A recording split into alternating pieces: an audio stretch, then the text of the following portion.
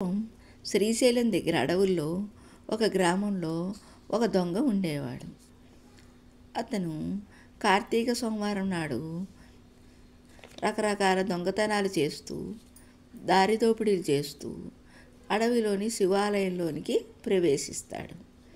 భక్తులు అధికంగా ఉండటం చూసి ఆ చెట్టుపైకి నక్కి రోజంతా వేచి చూస్తాడు.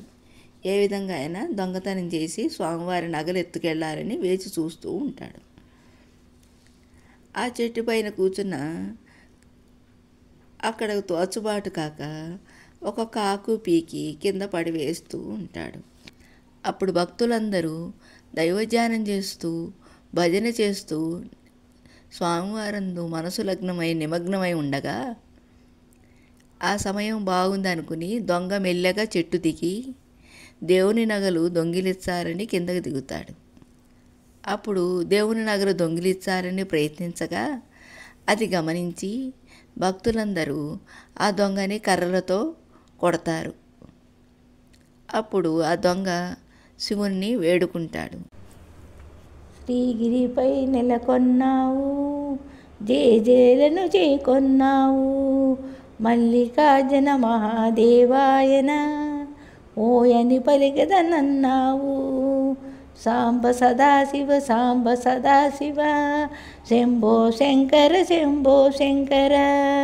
సాంబ సదాశివ సాంబ సదాశివ శంభో శంకర శంభో శంకర.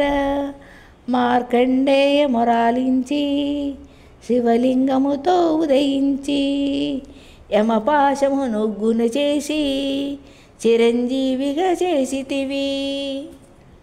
సాంబ సదాశివ సాంబ సదాశివ శంభో శంకర శంభో శంకర. విశ్వహితంబును కోరితివి, విషమును గుటగుట గ్రోలితివి, తరతమ భేదములేమి లేవని భిక్ష పాత్రను పట్టితివి. సాంబ సదాశివ సాంబ సదాశివ శంభో శంకర శంభో శంకర. వింత వేషములు వేసెదవు, యుగ యుగాలకు వారి చరితను జగజగాలకు చాటితివి. సాంబ సదాశివ సాంబ సదాశివ శంభో శంకర శంభో శంకర. సాంబ సదాశివ సాంబ సదాశివ శంభో శంకర శంభో శంకర. వేడుకున్నా కూడా ఆ భక్తులందరూ అతనిని కొట్టడం ఆపలేదు. ఆ దెబ్బల తాకిడికి అతను మరణిస్తాడు. అప్పుడు శివగణాలు యమకింకర్లు వస్తారు. ఆ దొంగకి రోజంతా ఏమి ఆహారం దొరకపోవటం వలన తెలియకుండా సోమవారం ఉపవాసం చేస్తాడు. ఆ గుడిలో ఉన్న చెట్టు బిల్వవృక్షం అని అనుకోకుండా ఆ చెట్టు ఆకులు కింద ఉన్న శివలింగం మీద పడివేస్తూ ఉంటాడు.